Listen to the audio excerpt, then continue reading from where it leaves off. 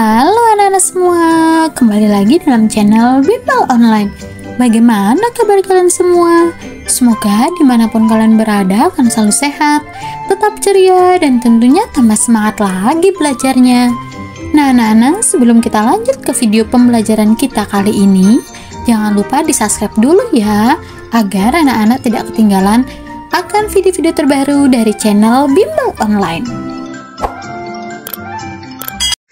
Anak-anak semua, di video pembelajaran kita kali ini, kita akan sama-sama membahas dan mempelajari mata pelajaran IPAS atau Ilmu Pengetahuan Alam dan Sosial untuk kelas 5 kurikulum Merdeka. Nah, kita ada di bab 2 di harmoni dalam ekosistem di bagian uji pemahaman. Nah, ini ada di halaman 74 sampai 78 di buku kalian ya anak-anak. Nah, sekarang apakah anak-anak sudah siap? Kalau sudah siap, yuk kita langsung saja mulai pembahasannya. Perhatikan baik-baik ya anak-anak. Nah, kita langsung saja ke bagian uji pemahaman. Nah, kita sekarang ke bagian mendeskripsikan rantai makanan.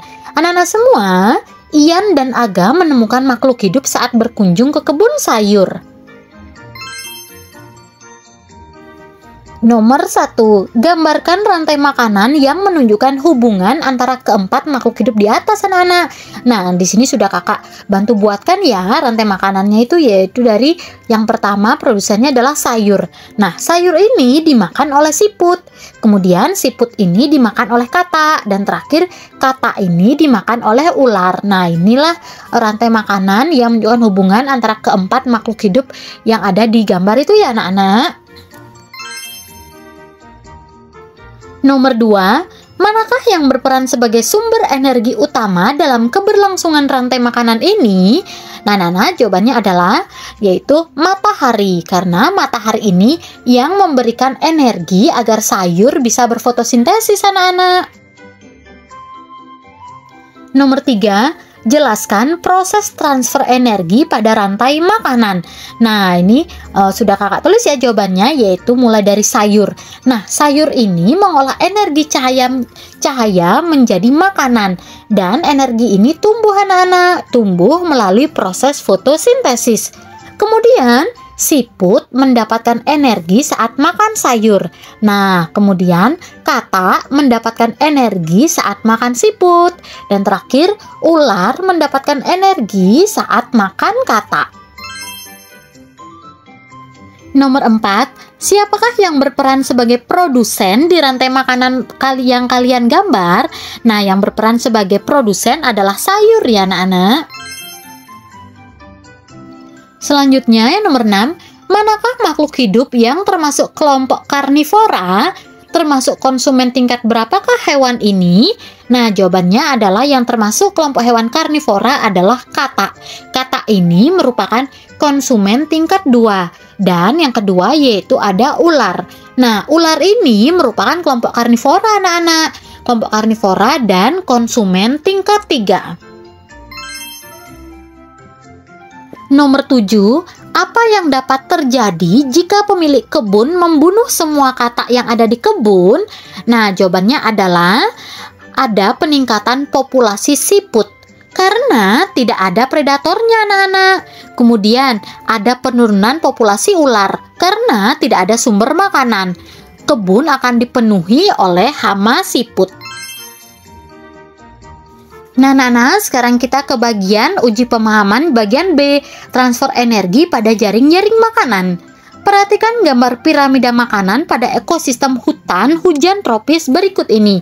Nah, ini ada dari elang hitam, harimau, kelelawar buah, orang hutan, burung enggang atau rangkong, ular piton, pohon ara, dan pohon pala.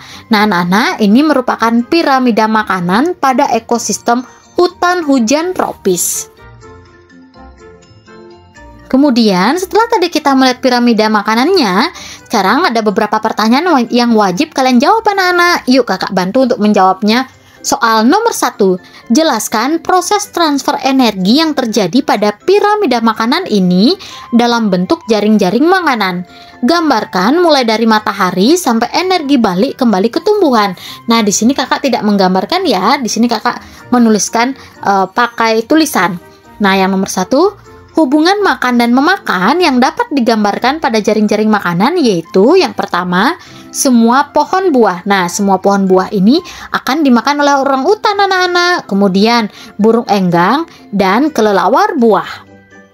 Kemudian yang nomor 2, ular piton. Nah, ular piton ini dimakan oleh orang utan, burung enggang dan kelelawar buah. Nah, selanjutnya ada harimau. Harimau ini makan oleh orang utan dan burung enggang. Terakhir ada elang hitam. Nah, elang hitam ini orang hutan, burung enggang, kelelawar buah, dan ular. Soal nomor 2, apa peran dekomposer dalam proses transfer energi? Nah, siapa di antara kalian yang masih ingat dekomposer itu apa sih, Kak? Nah, di sini peran dekomposer dalam proses transfer energi yaitu dekomposer berperan sebagai pengurai bangkai dan sisa-sisa makhluk hidup. Nah, nantinya anak-anak hasilnya itu berupa nutrisi. Nah, nutrisi ini yang akan disimpan dalam tanah. Kemudian nutrisi ini akan dipakai kembali oleh tumbuhan untuk tumbuh anak-anak. Nah, ini merupakan peran dekomposer dalam proses transfer energi. Soal nomor 3, apa yang akan terjadi pada jaring-jaring makanan jika ada kebakaran hutan dan menghanguskan hampir semua pohon ara dan pohon pala? Nah, jawabannya adalah jika pohon ara dan pohon pala akan tersisa sedikit. Alhasil maka akan terjadi yang pertama, ada persaingan makanan antara orang utan, burung enggang, dan kelelawar buah anak-anak. Kemudian yang nomor 2, populasi ketiga hewan ini akan menurun. Ketiga, populasi ular piton, harimau, dan elang hitam juga akan terganggu karena berkurangnya sumber makanan mereka. Nah, sekarang kita ke bagian uji pemahaman yang C. Apa yang terjadi pada ekosistem ini? Nah, menurut informasi berita, di beberapa tempat sedang marak terjadi perburuan liar burung hantu untuk diperjualbelikan. Nah, kemudian fenomena ini terjadi di desa-desa yang merupakan kawasan persawahan. Nah, pertanyaannya, menurut kalian, apa dampaknya ke jaring-jaring makanan dari perburuan burung hantu ini? Nah, jawabannya adalah burung hantu merupakan puncak rantai makanan anak-anak. Hewan ini memangsa tikus dan hewan-hewan kecil lainnya. Jika burung hantu diburu, maka populasi tikus akan meningkat. Maka populasi produsen juga akan menurun. Nah, ini menyebabkan ketidakseimbangan jaring-jaring makanan di suatu ekosistem. Pertanyaan yang nomor 2, kira-kira apa akibatnya kepada petani di desa ini? Nah, apa kira-kira anak-anak? Nah, populasi tikus akan meningkat dan merusak padi di sawah. Kemudian, para petani akan mengalami kerugian panen. Nah, ini akibatnya akibat dari burung hantu yang diperjualbelikan. Jadinya akan meningkat, populasi tikus akan meningkat dan merusak padi di sawah. Pastinya karena padi di sawah dirusak, jadinya petani akan mengalami kerugian panen anak-anak. Nah, semua, akhirnya kita sudah sampai di akhir penghujung video pembelajaran kita kali ini. Tadi kita sudah sama-sama membahas, mau flashback lagi anak-anak, mengingat-ingat lagi materi yang sudah kita pelajari bersama di bab 2 ini anak-anak. Dengan tadi kita mengerjakan soal-soal di uji pemahaman ini, diharapkan anak-anak tambah memahami lagi di materi ini. Kakak berharap dimanapun kalian berada tetap semangat belajarnya, dari sekolah manapun kalian, dari Sabang sampai Merauke. Dari manapun kalian berada, tetap semangat belajarnya. Tentunya tetap semangat bersama channel Bimbel Online. Tetap jaga kesehatan selalu anak-anak, tetap ceria. Dan jika kalian masih kebingungan di bagian materi ini, kalian bisa ulang kembali ya.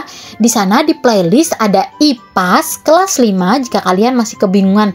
Nah, di sana sudah kakak buatkan materi dari bab 1 sampai selanjutnya ya anak-anak, untuk mempermudah kalian dalam belajar. Nah, anak-anak, di akhir video kakak ucapkan terima kasih sudah sama-sama mengerjakan uji pemahaman sampai selesai. Sampai jumpa di video selanjutnya. Bye-bye anak-anak. Thanks for watching. See you next time.